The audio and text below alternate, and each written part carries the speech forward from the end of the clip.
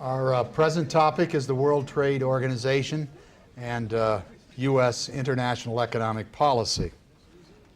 Our guest is William E. Kraft, Jr. Now he's substituting.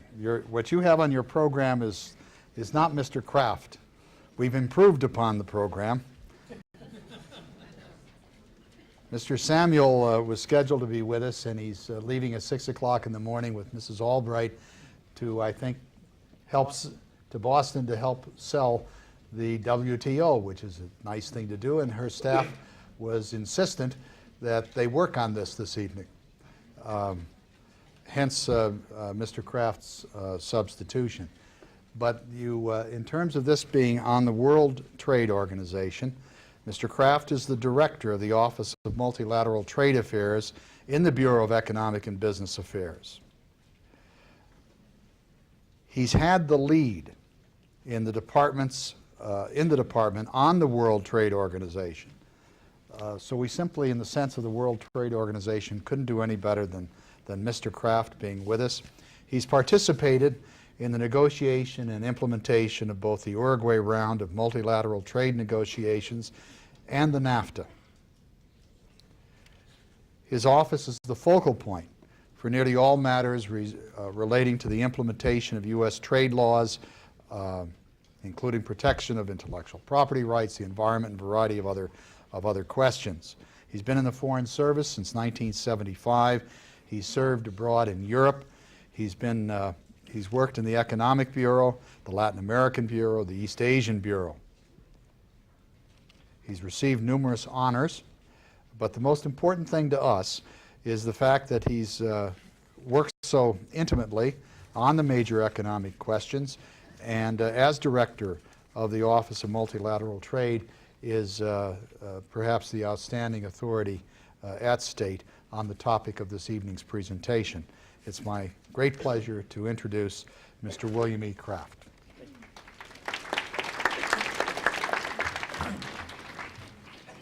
Well, Dr. Burr, thank you very much for that very kind introduction. In my business and in the business of my boss, Brian Samuel, there is some danger about agreeing to give a speech on a hot topic because things can happen. And in our business, when the secretary calls to say she wants you to come up to help work on her speech, the only possible answer is, yes, ma'am, I'll be right there. So Brian is sorry he's not here, but I will try to cover for him as best I can. What I will try to do is, rather than read you the long text that we prepared for Brian, I'll try to give you the short form of that so I can leave a lot of time for questions, because I can see we've got a very interested and interesting crowd. So I'd actually much rather hear from you guys than hear myself talk. It is a little intimidating to speak to the assembled intellectual firepower of the state of Maryland and the international trade area, so I'll try to avoid saying anything too provocative or sort of openly stupid. Let me start by saying that over the past 6 decades, the U.S. has led the effort to build a fair, open, and mutually beneficial international trading system. This work has sometimes been slow and occasionally marked by setbacks, but it has been a consistent goal of U.S. administrations, both Republican and Democrat, since the Second World War. So people ask us often, well, is the U.S. policy going to change a lot if Gore or Bush are elected president? And basically, at the bottom of the rhetoric, my answer to that is always no, that we have been and will continue to try to reflect the basic interests, both economic, political, philosophical, and moral, of the United States people and the United States economy, and those things don't change very rapidly, regardless of who the American people choose to elect in November. Basically, what we do and have since the time of Franklin Roosevelt is consistent with a quote that he issued back during the dark days of the Depression. Franklin Roosevelt said, "A basic essence to peace, permanent peace, is a decent standard of living for all individual men, women, and children in all nations. Freedom from fear is eternally linked with freedom from want. And it has been shown time and again that if the standard of living in any country goes up, so does its purchasing power, and that such a rise encourages a better standard of living in neighboring countries with whom it trades. The benefits of this shared commitment are clear. As we opened the closed markets of the Depression, and as post-war leaders sought to rebuild a shattered world economy through the GATT system and other initiatives, we fostered what amounts to a 50-year economic boom, during which the world economy grew sixfold, per capita income nearly tripled, and hundreds of millions of families worldwide escaped from poverty. Life improved nearly everywhere in the world. Since the 1950s, world life expectancy has increased by 20 years, infant mortality has dropped by 2/3, and the threat of famine has vanished from much of the world. International trade has also become increasingly important to the U.S. economy. The past 50 years have been a time of unprecedented economic growth and prosperity in the United States. In terms of purchasing power, Americans now enjoy incomes that are 27% higher than in Japan and 41% higher than in Germany. International trade has also played an important part in this boom. In 1993, two-way U.S. trade was $1.3 billion. In the year 2000, we expect it to be up to $2.5 billion, or essentially doubling over the last 7 years. And that's a tremendous explosion, particularly during a time when inflation was at a very low level. As an indicator of size and scope, the value of U.S. international trade relative to GNP has been almost 25% in recent years. That means that on average, Americans export about 11% of all the goods and services that we produce, and we import about 13% of all the goods and services we buy. U.S. wheat and rice growers export over 40% of their total production, and it's important to remember that the U.S. is also the world's largest services exporter, accounting for over 18% of total commercial service exports worldwide. In addition, it's important to remember that a number of studies have found that jobs and industries related to exports or involved in exporting tend to pay their workers 15 to 18% more than industries that are not involved in exports. So these are not hamburger flipping jobs. These are important, high-paying jobs. The United States generally pursues trade policy goals through two separate but complementary channels: multilateral negotiations, such as those conducted within the framework of the World Trade Organization, and through bilateral and regional agreements such as NAFTA, the Free Trade Area of the Americas, and the Asia-Pacific Economic Cooperation Forum or process. The WTO, which grew out of the post-war GATT system, today accounts for 135 countries. The WTO was established as part of the results of the Uruguay round, the final set of negotiations conducted under the auspices of the GATT, which of course was meant to be the third of the Bretton Woods institutions, and we can go into why that didn't quite happen during the question and answer period if you like. We believe that the creation of the WTO helped to introduce fundamental improvements to the world trading system. For example, commitments regarding protection and enforcement of intellectual property rights were agreed. Services, which are vitally important to the U.S. export economy, were also covered under trade rules for the first time, and the rules and disciplines established under the GATT system were overhauled so that the dispute settlement system has now been enhanced so that it applies to all members with increased predictability and with a substantial improvement in terms of the speed and the clarity with which disputes are settled. Unfortunately, the fact that the WTO now has 135 countries in it naturally means that WTO agreements are sometimes hard to reach because we try in the WTO to always do things by consensus, and so getting 135 countries to agree to meet at 10 o'clock tomorrow morning is often a challenge. So therefore, it's not terribly surprising that in Seattle last November and early December, we weren't successful in getting all 135 countries in the WTO to agree on a common agenda to launch a new round of trade negotiations. There were numerous reasons for this stalemate. In part, the problem goes to the fact that the European Union, I don't believe, was really completely ready to compromise its position on agriculture, which of course was then opposed by the agriculture exporting countries that desperately wanted the Europeans to agree to compromise their current position. The Japanese didn't help things by insisting on including competition policy and anti-dumping in the discussion, both of which are very difficult topics for us to accept. And quite frankly, the U.S. proposal to establish a working group on trade and labor in the WTO, however rational and reasonable it was from our point of view, got very scant acceptance from the rest of the world, especially from developing countries, which almost universally hated the idea. So there were a lot of problems in Seattle, and we can talk about those more later if you'd like. Domestically, the WTO has come under increasing criticism on many fronts, and the administration hopes to address those concerns as soon and as effectively as possible. In the U.S., organized labor is worried about the impact of trade liberalization on labor standards and wages. We are working with our trading partners to find the best mechanisms to encourage meaningful discussion of trade and labor within the WTO and in other fora. Elsewhere, criticism of the WTO has focused on what is perceived as the organization's excessive secrecy.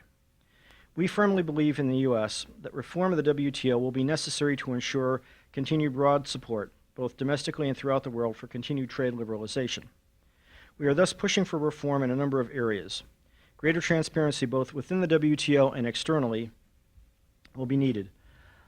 Until the world's public understands the mission and processes of the WTO, there will continue to be apprehension and distrust.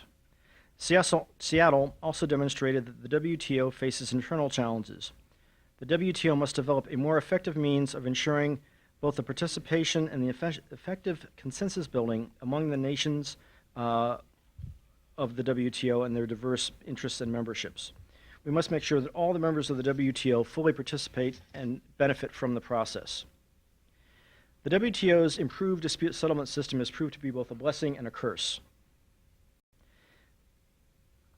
and is a case in point on the need for greater transparency within the WTO. Although the rules of the game are much clearer and the process has been significantly streamlined, and that's supposed to be the blessing part, legal arguments conducted under the aegis of the WTO are still closed to the public.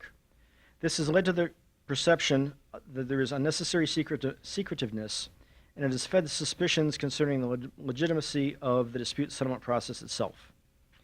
While we favor opening the dispute settlement process as a means of allaying these unfounded suspicions, we recognize that it will take time to achieve a consensus to do so.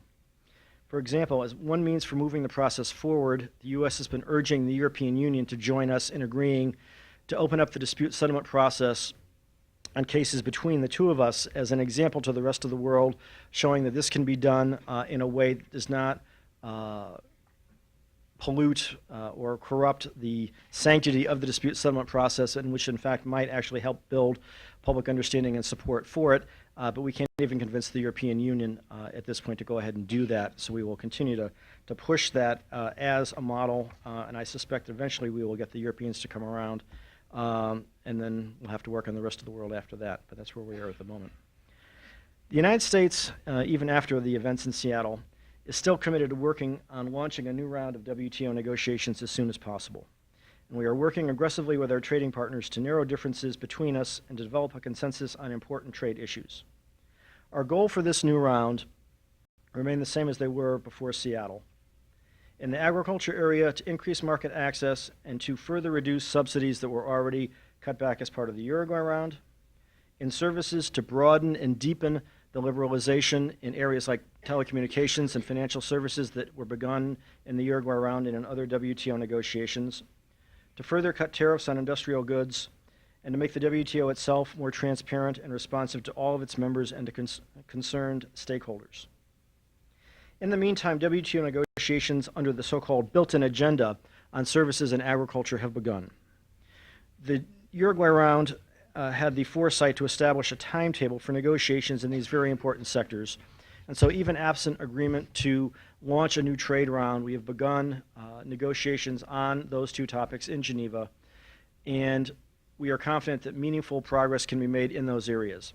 As a practical matter, we're not expecting to reach fast, meaningful, deep cuts in agriculture subsidies as a result of the work of the built-in agenda, absent an overall broad round to arrange for a package of benefits to economies. But we do think that very important work can be done to tee up the negotiations in agriculture and services and elsewhere under the built-in agenda, so that when we get agreement to launch a new round, we'll be able to move forward aggressively in a relatively short time frame. Now, it's important to keep in mind that in GATT/WTO terms, and a relatively short time frame means less than 8 years. So you have to take a slightly longer view of these things than we like to in the United States. It's also important to remember that the Uruguay round is actually a good case in point. It took us several times to get the Uruguay round launched. There were several aborted meetings to try to get it launched, and those failed. And finally, we built enough momentum to get that going. And then after several years of negotiation, we actually had 3 false endings before we actually managed to bring it to a conclusion. So there's actually quite a track record for trying to get the train moving and pushing and failing and pushing and failing, and then eventually you get it to start chugging down the track. And I'm very confident that that's what we're doing here with this new trade round. Unfortunately, it probably won't end up being called the Seattle round at this point, but I'm very confident that at some point in my lifetime, and I'm drinking my orange juice and trying to take care of myself, we'll be able to get this new trade round launched. As I'm sure the people in this room are well aware, one of the other big topics on the WTO agenda for this year is the effort to bring China into the WTO. This is a key international trade policy objective of the United States, and the effort currently going on in Congress to grant permanent normal trading relations to China is tops on the administration's trade legislation agenda with Congress this year. Last November, after years of negotiation, we reached a bilateral agreement with China on WTO accession. It secures broad-ranging, comprehensive, one-way concessions on China's part, opening China's markets across a spectrum of services, industrial goods, and agriculture. This agreement also strengthens our guarantees of fair trade and gives us far greater ability to enforce Chinese trade commitments. By contrast, under the bill President Clinton has sent to the Congress, we agree only to maintain the market access policies that we already apply to China and have for over 20 years by making China's current normal trade relations, and I keep wanting to say MFN, but the new phrase is normal trade relations, so I've got to keep saying that, but it doesn't roll off my tongue yet. Permanent. We have to keep in mind that China is going to enter the WTO whether or not Congress grants permanent NTR, and it will continue to export to the United States regardless of the outcome of the current debate in Congress. What is important to realize is that if we do not grant China PNTR, U.S. competitors in other countries will have access to the market openings which China agreed as part of the accession process, and their governments will have access to the WTO's new and improved dispute settlement mechanism to back up those obligations, and the United States and our companies will not. Let me just give you a couple of quick numbers. It's always dangerous to try to do that, but when we talk about this being a 100-0 win for the United States, we don't have to change a tariff. We don't have to change a law. We don't have to change anything that we do vis-a-vis China except get out of this cycle of annual votes, as painful as they are, on giving them normal trade relations.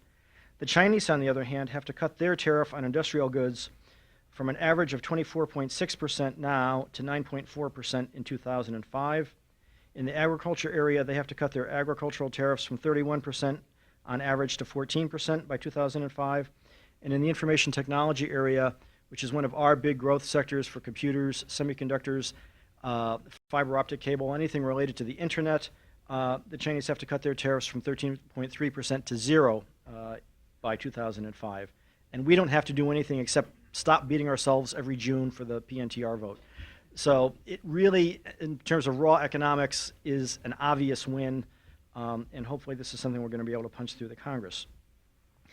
In addition to the economic issues, there are other ramifications that are as far-reaching or maybe even more far-reaching than the PNTR vote. Granting PNTR to China, like each step in our China policy since 1972, rests on concrete American interests. Bringing China into the WTO will continue a process of promoting reform and supporting an emerging rule of law within China. It'll help to better integrate China into the world economy, and it will strengthen China's stake in world prosperity and stability. China's WTO accession, together with permanent NTR, will be the most significant step in this process for many years and will culminate a tradition of post-war American leadership whereby trade policy has helped to strengthen guarantees of peace and security for us and for the world. While the principal forum for pursuing U.S. international trade policy objectives will continue to be the WTO, the U.S. also pursues a policy of trying to use regional agreements and bilateral agreements as appropriate in ways that are consistent with the WTO and which we hope will reinforce the long-term goals that we are trying to follow in the WTO. These include things like the initiatives of the Free Trade Area of the Americas and APEC. These regional and bilateral tracts involve fewer participants, and therefore they have fewer benefits than an agreement in the WTO. But since they have, by definition, fewer participants, it's sometimes easier to move faster and to get out ahead a little bit sometimes of where we are in the WTO. I think it's widely agreed that the decision to go ahead and negotiate NAFTA was one of the spurs that helped us to encourage the Europeans and others to move to close the Uruguay round after years and years of negotiation. As the United States conducts these regional or bilateral negotiations, we go to great lengths to make sure that what we do is fully consistent with WTO rules on regional agreements, and we wish that everybody did that, quite frankly. We do have some concerns that some of the regional agreements which countries, which begin with E and end with U, but I didn't name anybody, negotiate may or may not meet the WTO rules of being non-discriminatory and including substantially all trade. So that is something that we're watching very closely, particularly in the aftermath of Seattle and the fact that it looks like we're going to be at least a number of months before we're in a position to launch a new round. In the free trade area of the Americas, that's actually on course. We're trying to get that finished by 2005. We think that's very important because it'll help to maintain the region's free trade momentum by building on recent market opening agreements such as NAFTA and Mercosur. We think it'll lock in economic and trade reforms that countries in the regions have instituted over the last decade. It will deepen free and open markets under the rule of law, thereby solidifying and enhancing the economic platform for further growth and stability throughout the region. It will draw the nations of the hemisphere into a deeper and broader relationship. When completed in 2005, the FTAA will be the largest free trade area in the world, with more than 800 million people and a total GNP of more than $10 trillion. FTAA negotiations continue to move forward on schedule, and the parties have already implemented specific business facilitation measures which have already simplified and facilitated trade among the countries of the region. With the Summit of the Americas next scheduled for April of 2001, we're going to use the next 12 months to intensify negotiations and to begin to get down to the real negotiation of draft texts of chapters that ministers can begin to talk about at their next meeting.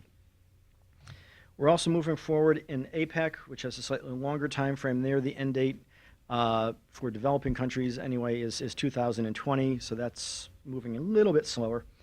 But we have already used APEC successfully as a forum to increase cooperation among the countries of the Asia Pacific, and it's quite a diverse group because it does include China and a number of both developing and developed countries all the way around the Pacific Rim, including, as we sometimes forget, Chile, Mexico, and Canada as well. During the Asia financial crisis, we felt that APEC played a very useful role in keeping leaders of the region focused on sustaining reform and opening markets. Today, the APEC region accounts for nearly half of world trade, and we hope to use APEC to build a consensus around important initiatives in our multilateral agenda. One specific accomplishment that we've already done in APEC was the landmark Information Technology Agreement, which was begun at APEC, and we used the momentum of APEC to push that through the WTO in 1997. In 1999, APEC adopted a number of common positions on WTO issues that the U.S. had proposed that we hope will have a beneficial effect on trying to punch things through at the WTO. There were a number of things in the area of electronic commerce that we were hoping to get agreed to at Seattle, but other events intervened and didn't allow us to get that done. Finally, I would just note that we have a number of bilateral or unilateral trade preference programs that the U.S. has carried out for quite a few years. These programs can provide for duty-free or reduced duty access to the U.S. market for certain lesser developed countries.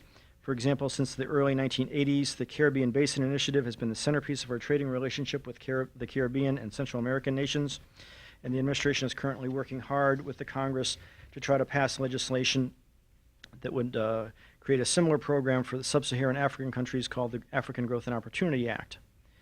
In return for this favorable access, the U.S. applies some conditions, such as the maintenance of international labor standards and participation in multilateral trade negotiations.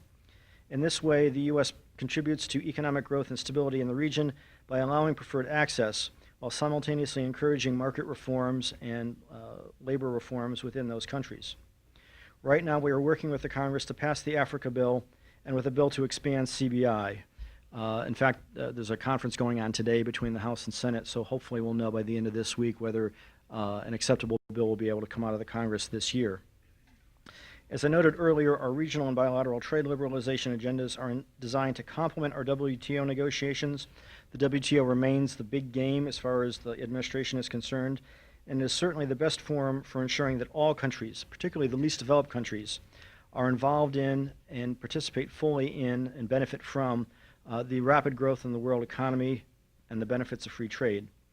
U.S. participation in multilateral and regional bilateral trade negotiations is part of a comprehensive trade policy to continue to open markets, promote trade liberalization, and encourage the exchange of information. Trade liberalization has been instrumental in the U.S. and world prosperity and will continue to be so. We are working hard to ensure that that trend continues. Great, I get to stop now, and instead of listening to me, get to listen to you guys. John's question was, how is the WTO going to handle the increasing number of dumping cases which are being filed in the United States and, quite frankly, elsewhere around the world? That's a very good question, John. Thank you. It's important to remember as we talk about anti-dumping that there are a couple of things. Anti-dumping is permitted under the WTO as it was under the GATT to allow governments to impose duties when there are allegations, when there is demonstrated unfair trade in products at unfairly low levels.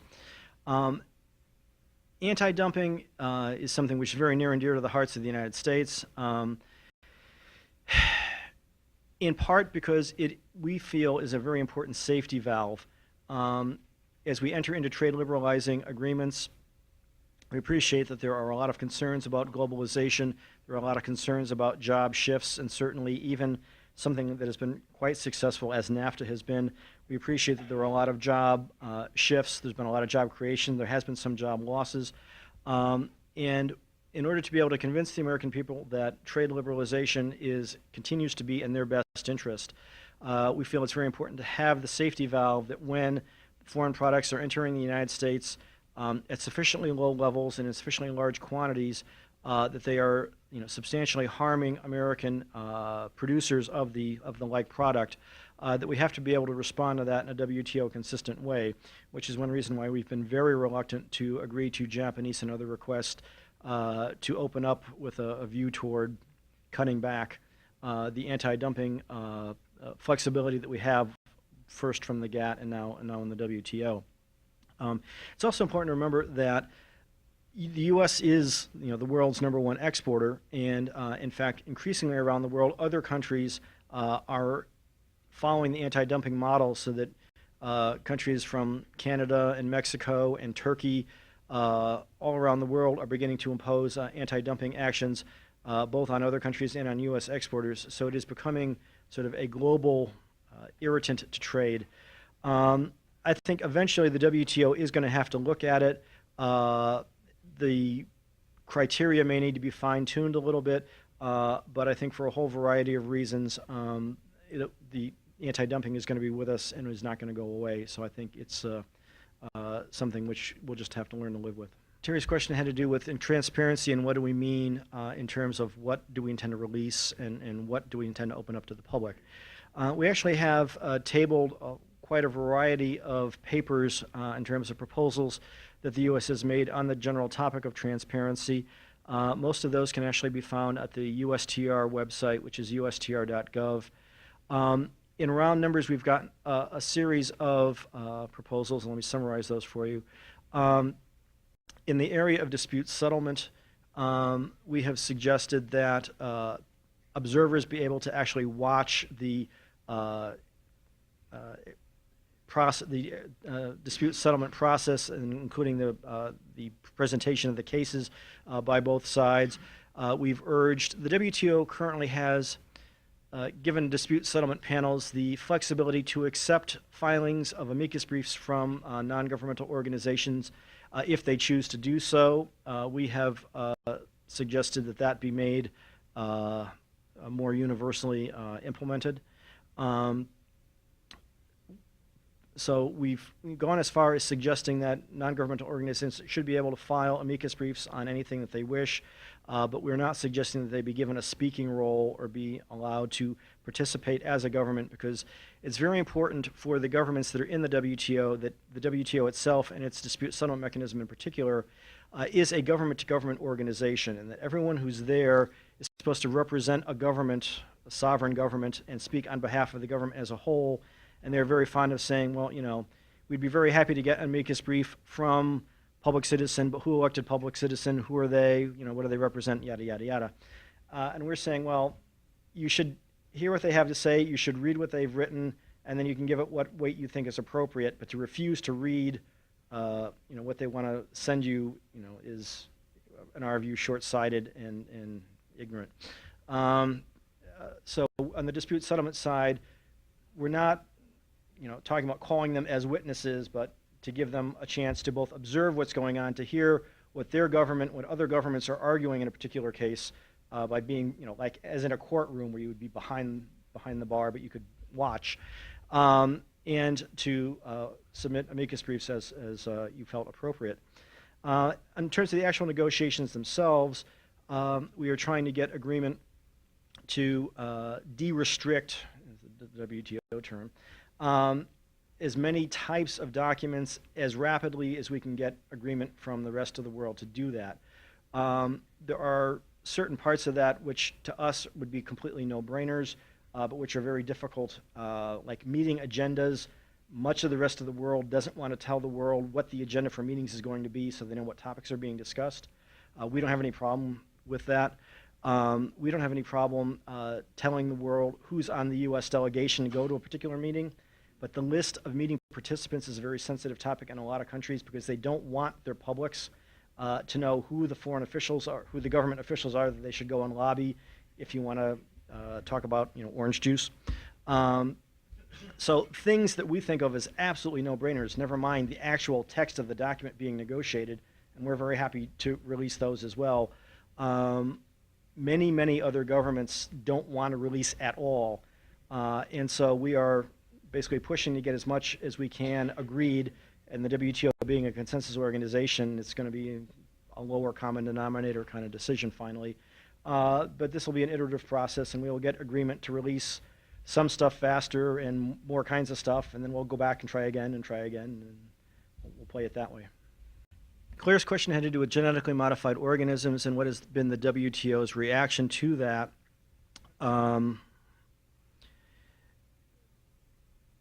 In the WTO, there are a number of agreements that deal with genetically modified organisms right now, and the United States supports those in large part because we helped to write them.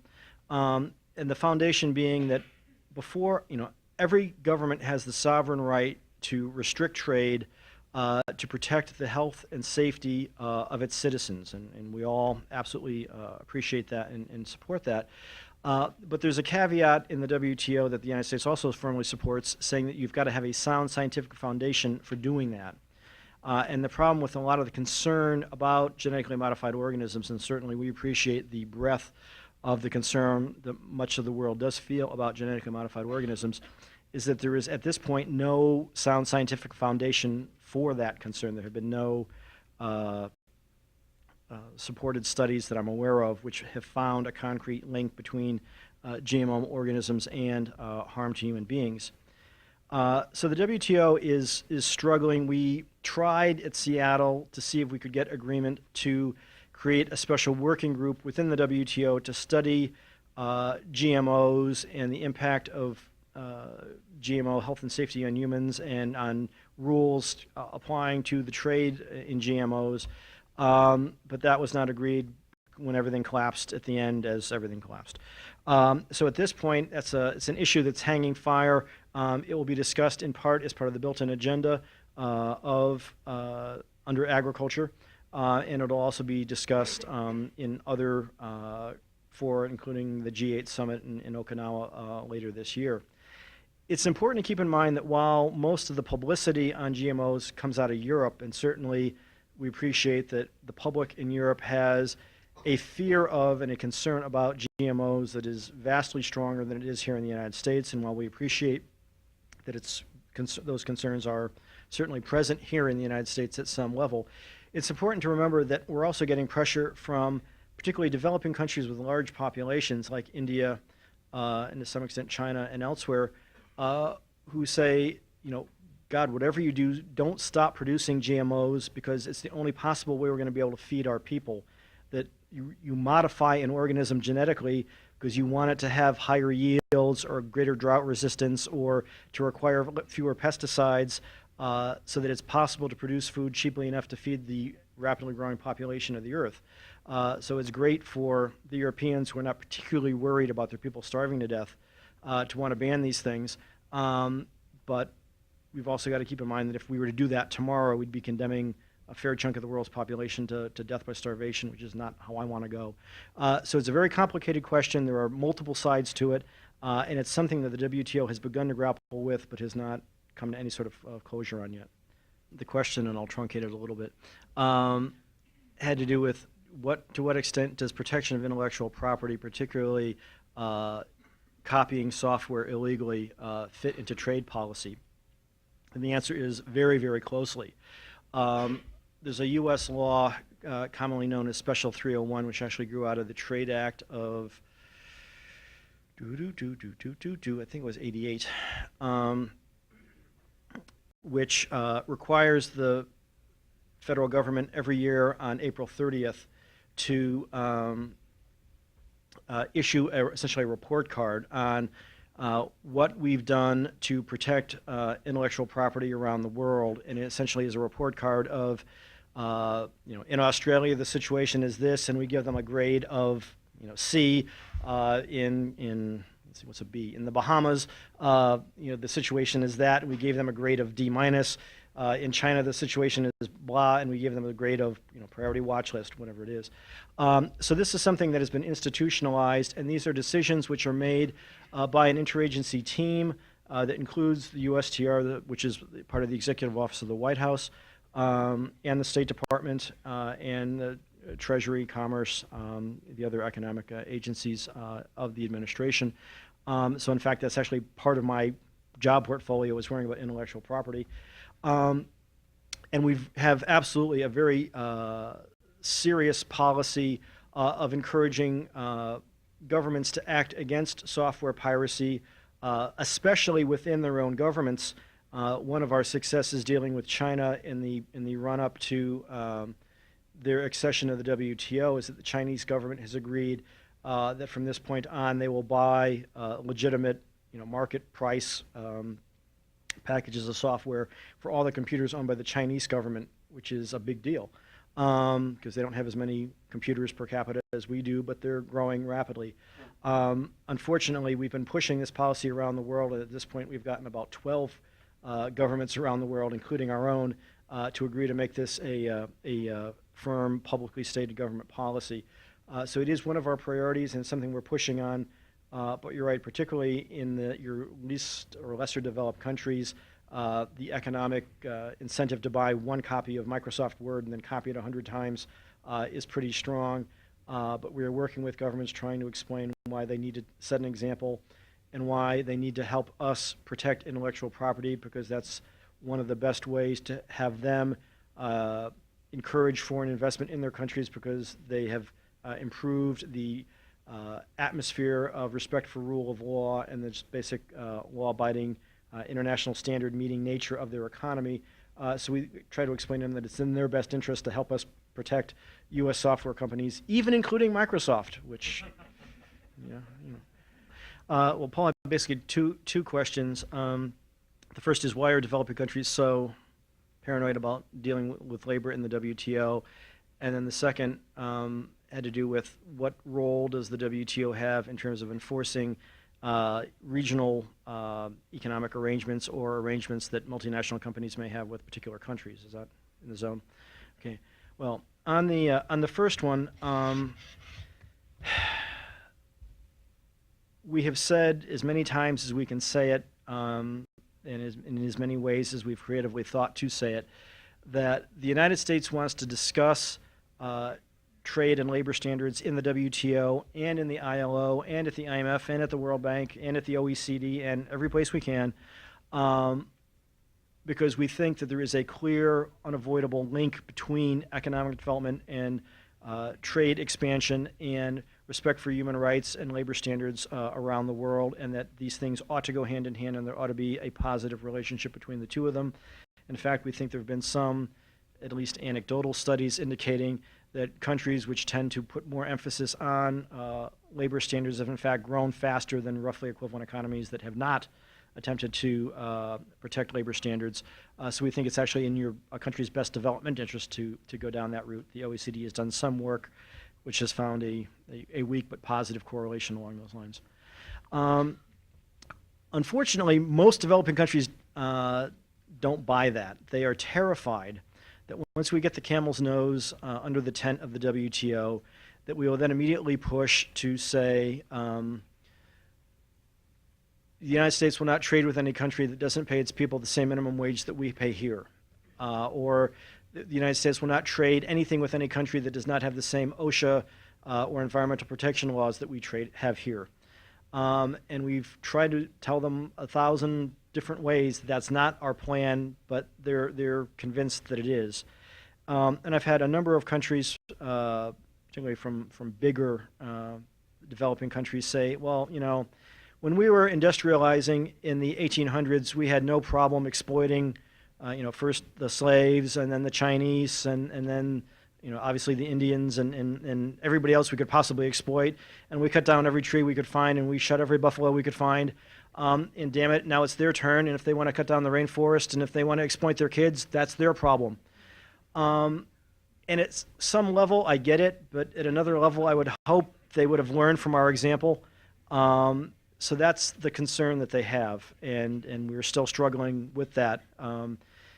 In very, very round numbers, the U.S. pushed for a Committee on Trade and Labor at the Singapore Ministerial in '96, and there wasn't a vote, but had there been a vote, we would have lost 120-5. At Seattle, we pushed for a Committee on Trade and Labor Standards, and there wasn't a vote, but had there been a vote, we would have lost 125-10. So depending on how you want to look at it, we doubled the amount of support that we had. And if you just project that trend line out 20 years, we're going to get there. So again, it's an iterative process, and we just need to keep, dropping water on the stone, and eventually we'll get to where we want to go. Now, on the question of the WTO's role in regional agreements or on agreements between particular companies and countries, the WTO doesn't have a direct role. What will happen is if a European country feels that a regional agreement that the U.S. has entered into, like NAFTA, violates WTO rules because it unfairly discriminates or it does not include substantially all trade or it doesn't meet the other criteria, they can file a WTO case against all of the NAFTA parties. And just as if the United States is concerned that an agreement that Europe might cut with, Hungary as part of the accession process might not meet WTO rules by being non-discriminatory and by including substantially all. And we then get into an argument about what is substantially all. Can it be everything, except textiles and steel, which to us is not substantially all, but some Europeans argue that, oh yeah, that's substantially all. Textiles and steel, that's just 2 out of 10,000 line items, that's not, but they're like 2 big ones. So we argue about what is substantially all. The WTO can rule that the European-Hungary deal or NAFTA, depending on one's point of view, does or does not meet the rules, and if it doesn't, they can authorize the country that won the case to ask for compensation, and if compensation isn't negotiated, they can basically take some sort of retaliation to try to urge the countries involved in the bilateral agreement to change it to make it consistent with WTO rules. The WTO does not have any direct role to play in relations between a multilateral corporation, whether it's Mobil or Exxon or Nestle or Saab, with country X, unless and until a government, the WTO being a government-to-government organization, says country X, is not living up to its WTO rules. It's violating the TRIM's investment provisions. It's violating the subsidy provisions, whatever it is, being alleged. And then the government of Sweden or the government of the United States or the government of country X can bring a case trying to force a government to change a behavior if that behavior is believed to be violative of the WTO agreements. But General Motors or Saab or Toyota cannot sue Indonesia directly. They have to get a government to front for them. So it is there sort of as the big brother in the background, but it's not a direct player. The question is, what is the administration doing to try to improve its public relations image and the WTO's image, and trying to explain the benefits of trade liberalization better? And the speaker quite properly pointed out that particularly on April 16th and 17th, when the IMF and the World Bank are having their annual meetings in Washington, that most of the people that were dressed up in turtle suits in Seattle are taking their spring break, are going to take their spring breaks in Washington, and we expect fairly significant traffic disruptions and other forms of civil disobedience to take place. And the question is a very good one, and we know that it is a major problem. The administration basically, and frankly, administrations for the last 20 years, has done a decent job of mobilizing a short-term sort of crisis task force to sell NAFTA, to sell the Uruguay round. We're now trying to sell China PNTR, and I suspect we'll probably succeed with that, as we did with the others. But that we're not real good at long-term educational explaining why we're doing this and what it is we're doing and why we think it's good for people, and if it's not working for them, to give them a chance to tell us about it. Particularly since Seattle, and frankly, we saw Seattle coming some months before, so even a number of months before Seattle, certainly this administration, and I have every reason to believe that any succeeding administration has been trying to do a better job of it. And so with that in mind, they've schlepped me off to Ohio twice, so I got to spend 3 sun-filled days in Cincinnati with the wind howling in, and Cleveland, Ohio, with the wind coming in off the lake.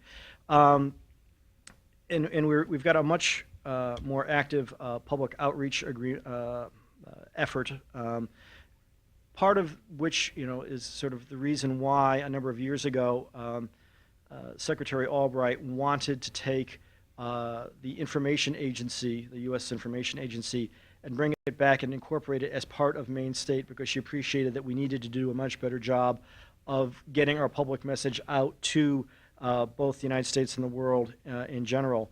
And that's one reason why my boss agreed to do this, and when he was unable to come, I dropped everything I was doing to come here to talk to you guys. So we get it that we've done a relatively rotten job to this point, and we are trying to do it better, but any ideas you have on how we can do that better, I'll be happy to talk to you about it later. Because we don't have all the answers, but we know there's a need there. The question had to do with how do we rationalize or explain why we're expecting developing countries to bear the cost of imposing minimal labor standards on their economies, when in fact there are significant differences even among developed countries, including the United States and Europe, in terms of socialized medicine or level of benefits of various kinds, including pregnancy leave and other activities. The answer to that is complicated. You got to take as your base the fact that all of the members of the International Labor Organization, which includes pretty much everybody in the WTO and in fact another 30 or so countries, agreed roughly 18 months ago to a set of core labor standards that everybody in essentially the world agreed ought to apply to every economy regardless of its level of development. So we're not trying to impose something new on them that they have not already at ministerial level negotiated and bought into. And those core labor standards in the ILO don't say that, on child labor, that nobody below the age of 16 anywhere on the planet Earth can work at all in any way, shape, or form. what it says is that every country ought to have some rule consistent with its own level of development and its own historical and family patterns to protect as well as it can the lives of children. And so every country can and should have its own law, and the laws can be different, but you should have one of some kind, and you get to pick what it is, but you got to have one. And everybody said, yeah, that sounds like a good idea. So we're not saying that you've got to buy the U.S., you've got to be 16 law. We're not going to say you've got to buy somebody else's, you got to be 14 law, or somebody else's, you can work on a farm, but you can't work in a factory, but we're just saying you got to have a law. But so that's the ILO has already done that, so that's a done deal. Everybody on the planet, as a practical matter, has signed that, and allegedly it's government policy every place on the earth, except for North Korea and stuff. We don't count them. Well, yeah, all right. But what we were saying in the WTO is what the U.S. proposed, and again, our proposal on what we wanted to do in labor is actually up on the USTR webpage, which is ustr.gov, is we were proposing a study group to discuss for 2 years things like what role goods produced by child labor currently play in international trade, and to make suggestions on what, if anything, the WTO or other international organizations ought to do about that. And that we wanted the WTO to have this working group discuss 5 very narrow topics like that. That was one of the 5. And to issue a report at the end of 2 years that would go to ministers. And this report would only be adopted by ministers and implemented by ministers if there was a consensus of all the members of the WTO that the recommendations were the right way to go. So we weren't trying to slam anything down anybody's throat. And if anybody didn't like any of the recommendations that came out, you know, it's a consensus organization. It only takes one hand going up to say, no, we're not going to adopt that. We weren't able to get countries to agree to talk about possibly making recommendations on child labor for 2 years and then issuing a report to the ministers, and then letting the ministers decide whether or not they wanted to adopt it or not. And from our perspective, you know, you can argue about how high the standard ought to be. You can argue whether it should be enforceable by the WTO or by national bodies or by the ILO. But we think it is unconscionable that as important, as central an entity as the WTO can't even have a working group to talk about the impact of international trade on child welfare around the world in any way, shape, or form. That is what is completely sort of baffling to us, and why we're going to keep banging our heads on that rock until we eventually get it rolling. Very insightful question asked. At one point, does the ever-increasing trade deficit in the United States become unsustainable? And the answer is we don't know. There are good parts to the trade deficit. Among other things, the fact that we are able to buy lots of stuff from foreign countries means that we get it relatively cheaply, that there's a lot of competition for it, that if there is new technological innovation any place in the world, we're in a position to get it sort of transferred here as rapidly as possible.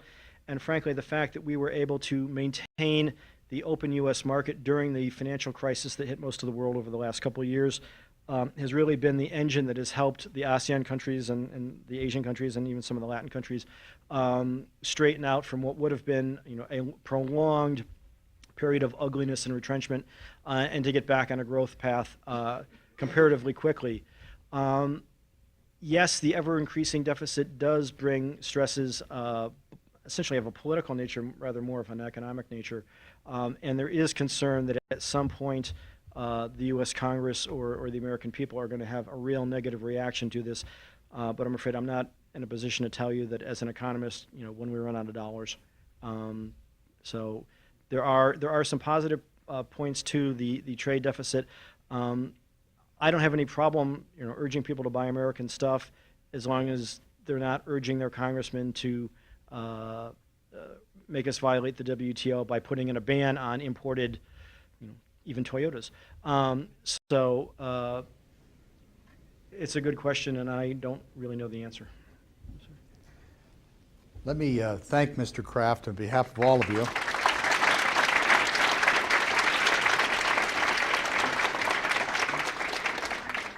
for what I thought was very informative and indeed enjoyable as well.